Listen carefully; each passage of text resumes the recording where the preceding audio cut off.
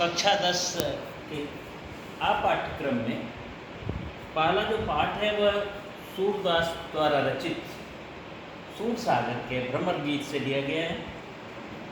इसमें 4 पद हैं। सबसे पहले हम पहला पद लेते हैं। भ्रमर गीत जो है वह एक भौरे से संबंधित है। कृष्ण मथुरा जाने के बाद स्वयं नहीं लौटे, बल्कि उद्धव के जरिए गोपियों के पास संदेश भेज दिया था उन्होंने। उद्धव ने निर्गुण ब्रह्म एवं योग का उपदेश देकर गोपियों के विरह वेदना को शांत करने का प्रयत्न किया। गोपियां ज्ञान मार्ग की बजाय प्रेम मार्ग या भक्ति को पसंद करती हैं। इस कारण उन्हें उद्धव का जो शुष्क संदेश है वो बिल्कुल पसंद नहीं आया। उसी समय एक भौरा उड़ता हुआ वहाँ से आया उन लोगों के पास। तो भौरे को बहाना बना करके गोपियों ने जो व्यंग बाण छोड़ा है उसी आधार पर ही इस जो सर्ग है सूरसागर में उसका नाम भ्रमर गीत पड़ा है। तो पहला पद है, इसमें गोपियों ने उद्धव से ये उल्लांघना किया है, उल्लांघना दिया है, उपालंब किया है कि यदि तुम्हें स्नेह का कुछ पता होता, प्रेम का मार्ग तुम जानते होते, तो शायद इस ढंग से संदेश लेकर के न आते। यहाँ गोपियों ने बड़ा करारा व्यंग किया है। उद्धव तुम हो अति बड़भागी, अपरस रहत स्नेह तगातें, नाहिन मन अनुरागी, पुरैन पात रहत जल भीतर, तारस देहन त्यागी दागी, ज्यों जल माह तेल की गागर, बूंद न ताको लागी, प्रीत नदी में पाँव न बोरो, दृष्टि न रूप परागी, सूरदास अबला हम घोरी, गुर चाटी ज्यों पागी। यहाँ उद्धव को गोपियाँ व्यंग से बड़भागी कह रही हैं। बड़भागी का मतलब होता बड़े भाग्य वाला, लेकिन वास्तविकता यह है कि वे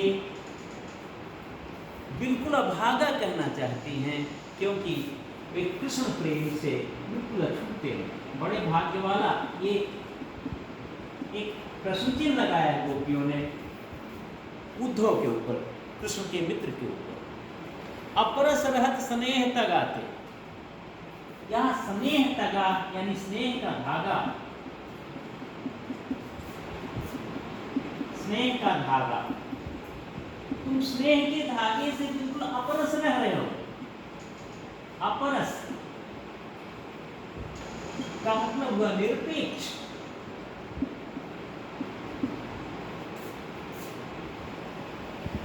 जो बंधा न हो, तुम प्रेम के धागे से नहीं बंधे हो। नाहिन मन अनुरागी, और तुम्हारे मन में कृष्ण के प्रति कोई अनुराग भी नहीं है। पुरैन पात रहत जल भीतर, अब यहाँ गोपियों ने साधारण जो लोक जीवन है वहाँ से बड़े सुंदर सुंदर उदाहरण दिए हैं। सबसे पहले पुरैन पात यानी कमल के पत्ते का उदाहरण दिया है। पुरैन पात रहल जल भीतर, तारस देहन दागी। जिस समय जैसे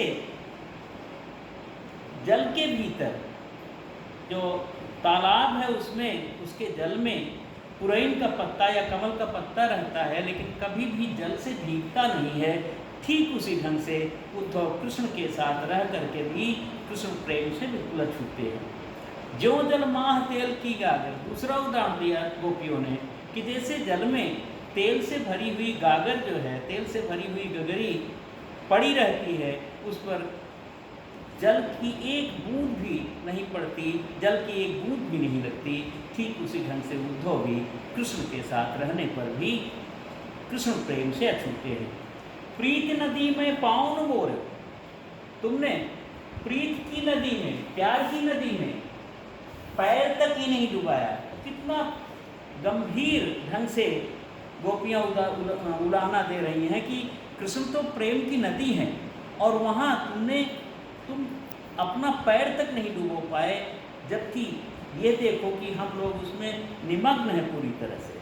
प्रीत नदी में पाँव न बोरे, दृष्टि न रूप परागी, तुम्हारी दृष्टि जो है कृष्ण के रूप का पान करने वाली नहीं है, कृष्ण के रूप का जो पराग है उसे ग्रहण करने वाली नहीं है, और तुमने कृष्ण की प्रेम रूपी नदी में अपना पैर भी नहीं डुबोया।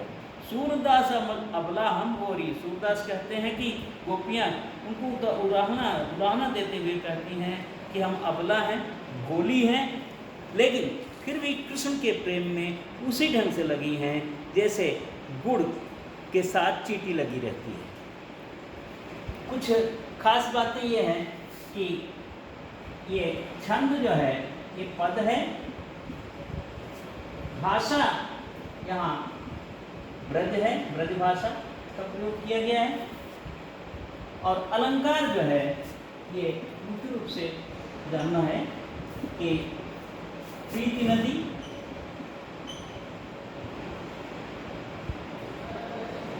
प्रीति नदी में रूपक अलंकार है,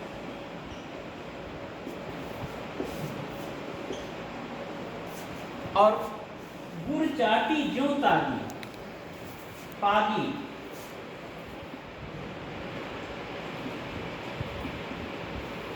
गुड़ चाटी ज्यों पागी,